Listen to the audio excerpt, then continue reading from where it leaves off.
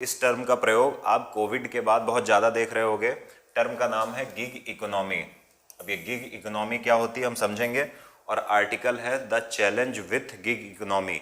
Gig economy क्या होती है ये समझना है। अगर हम इसको जोड़ने का प्रयास करें तो हम इसको यूपीएससी यूपीपीएससी पेपर 3 आप इकोनॉमी, इंडियन इकोनॉमी से जोड़ सकते हैं। बहुत इंपॉर्टेंट टॉपिक है। अगर आप बाकी एग्जाम की प्रिपरेशन भी कर रहे हैं तो वहाँ ये बहुत ज़्यादा इंपॉर्टेंट हो जाता है। देखिए, सबसे पहले हम समझ लेते हैं गिग इकोनॉमी होती क्या है। ये काफ़ी टर्म यूज होने लगा है कोविड 19 के बाद से। तो देखिए, ये एक फ्री मार्केट सिस्टम है। सामान्य तौर पर एक मैं कथा बताता हूँ तो ज़्यादा समझ में आएगा। सामान्य तौर पर अगर आप कोविड के पहले देखते थे तो जॉब कैसे होती थी कि आप किसी कंपनी में जाते थे, आप इंटरव्यू देते थे, आपका सिलेक्शन होता था, आप 8 या 9 घंटे की नौकरी करते थे और मंथली सैलरी उठा लेते थे। लेकिन कोविड 19 के बाद से क्या समस्या हुई कि एक नई प्रकार की इकोनॉमी पैरेलल आई, और उस इकोनॉमी का नाम था गिग इकोनॉमी। अब ये गिग इकोनॉमी क्या था कि गिग इकोनॉमी एक प्रकार का मार्केट बेस्ड सिस्टम है। इसमें जो भी ऑर्गेनाइजेशन होते हैं, जो भी कंपनीज होती हैं, वो बेसिकली कुछ समय के लिए वर्कर को हायर करती हैं और काम जैसे हो जाता है फिर उन दोनों का संबंध खत्म हो जाता है। यानी जैसे अगर मैं स्टूडेंट हूँ और मुझे पार्ट टाइम जॉब चाहिए, किसी कंपनी का कुछ काम आता है कि आपको रोज इतने पेज लिखने हैं और ये 5 महीने का काम है, या 5 महीने भी ज़्यादा हो गए, 1 महीने का काम है, तो मैंने वो काम कर लिया। अब 1 महीने जैसे उनका काम कंप्लीट हुआ, उन्होंने पैसा दे दिया और पैसा मुझे भी फ़ायदा क्या हुआ कि 1 महीने की इनकम निकल आई। तो इसी प्रकार के जो शॉर्ट टर्म इंगेजमेंट होते हैं फ्री मार्केट में, उसी को हम कहते हैं गिग इकोनॉमी। यानी सामान्य इकोनॉमी में क्या होता है कि आप जॉब के लिए इंटरव्यू दोगे, आप 8 या 9 घंटे जॉब करोगे और उसके पश्चात आपको निश्चित एक सैलरी मिलेगी।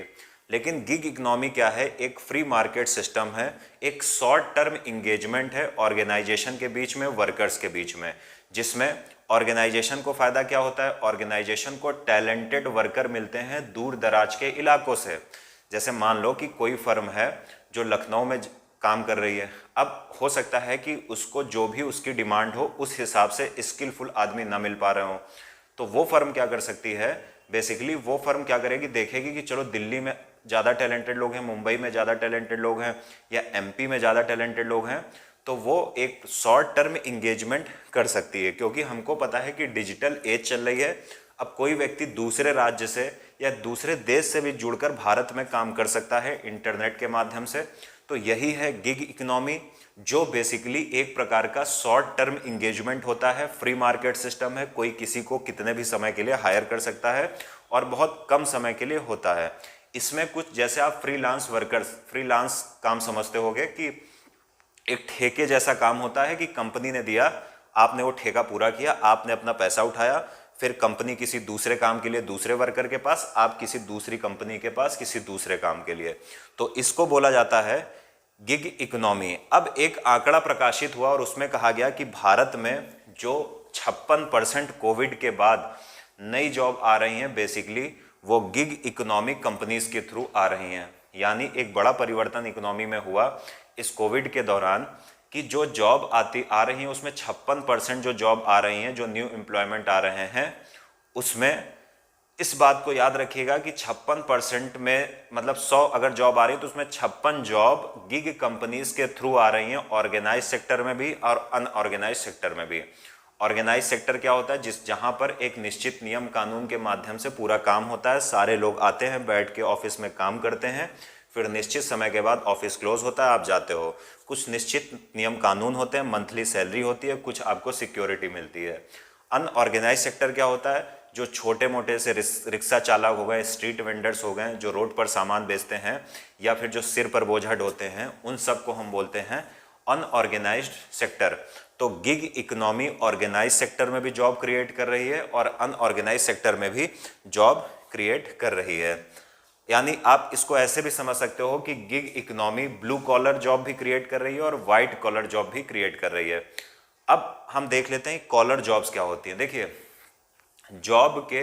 हमने जॉब को 3-4 प्रमुख कैटेगरीज में बांटा है, जिसमें 3 बहुत इंपॉर्टेंट हैं, जिसमें सबसे पहले हम समझ सकते हैं कि ब्लू कॉलर जॉब क्या होती है। देखिए, ऐसी जॉब्स जहां पर आपको अपना शारीरिक श्रम यूज करना पड़ता है और आपको जो पैसा मिलता है वो घंटों के हिसाब से मिलता है। जैसे लेबर्स हो गए, जो मजदूर होते हैं, वो बेसिकली ब्लू कॉलर वर्कर के अंतर्गत आते हैं। सामान्यतः उनके अंतर्गत कोई खास स्किल नहीं होती है, वो ब्लू कॉलर वर्कर के अंतर्गत आते हैं, अपना काम करते हैं और अपना घंटों के हिसाब से पैसा ले लेते हैं।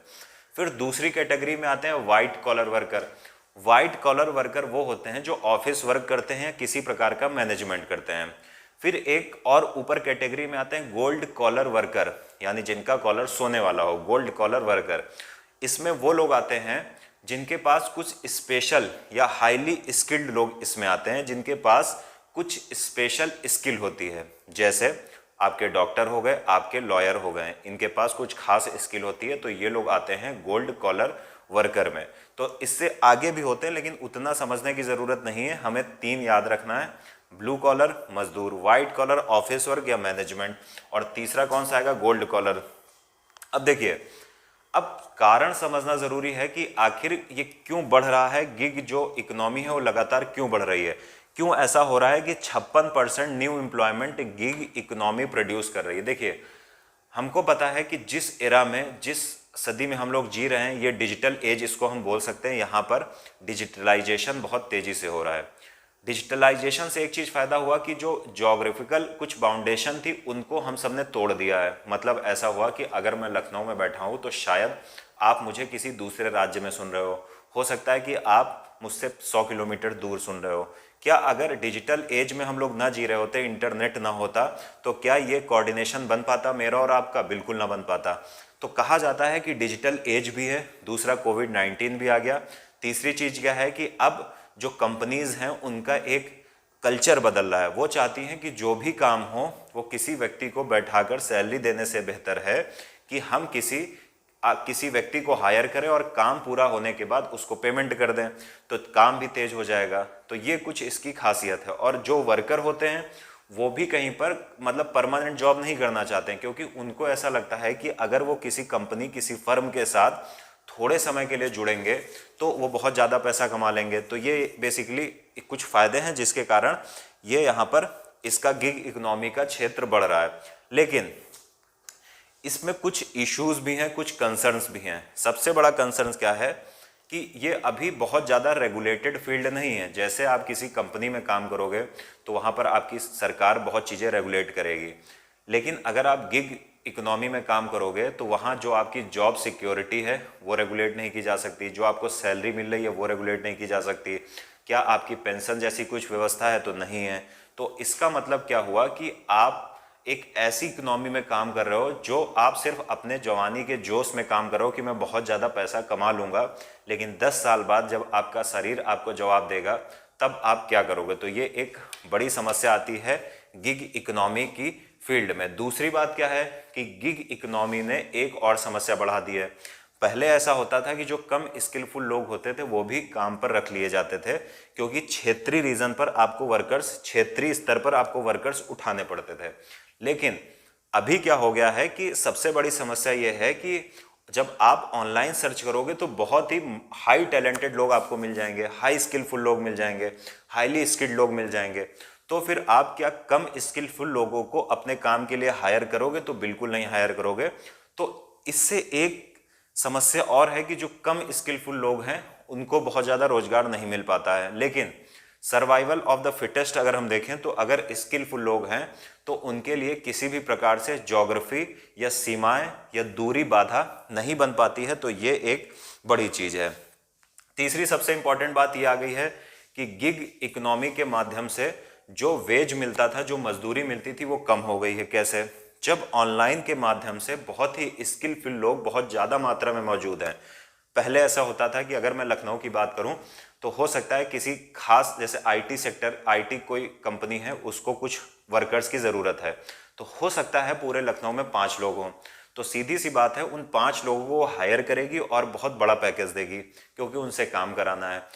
लेकिन गिग इकोनॉमी के आने के बाद सबसे बड़ी समस्या क्या आई है कि अब आप किसी बाहर के व्यक्ति से भी काम करा सकते हो। मान लिया कि कोई दिल्ली में बैठा व्यक्ति है, उससे भी काम करा सकते हो। तो हमने देखा कि स्किलफुल लोगों की सप्लाई बहुत ज़्यादा बढ़ गई है। यानी बहुत जो हाईली स्किल्ड लोग हैं उनकी सप्लाई बढ़ गई है। अब कंपनियों के पास बहुत सारे ऑप्शन हैं, अगर आपने उनसे अच्छे से बात नहीं की या आप उनकी बार्गेनिंग पर तैयार नहीं किए तो वो आप तुरंत हटाकर किसी दूसरे को हायर कर लेंगे। तो ये इसकी एक समस्या है कि डिमांड सप्लाई भी डिसमैच हो रही है। अब बात करें हम एक अलग चीज़ की, तो हमको ये याद रखना पड़ेगा कि भारत में अब कुछ लेबर कोड भी आ गए हैं, किसके लिए? गिग इकोनॉमी के लिए, क्योंकि इसका क्षेत्र बढ़ता जा रहा है। तो सरकार का भी ये दायित्व है, ऑब्लिगेशन है कि वो कुछ खास प्रकार की चीज़ों को निर्धारित करे। इसी क्रम में सरकार ने एक कोड ऑन वेजेस 2019 निकाला, और जो कोड ऑन वेजेस है यानी मजदूरी कोड है 2019, उसमें गिग वर्कर्स जो हैं, चाहे वो ऑर्गेनाइज सेक्टर के हों या अनऑर्गेनाइज सेक्टर के हों, उनके लिए जो मिनिमम वेज होता है, साथ ही साथ जो फ्लोर वेज होता है, उसको निर्धारित करने का प्रयास किया। किसने? भारत सरकार ने।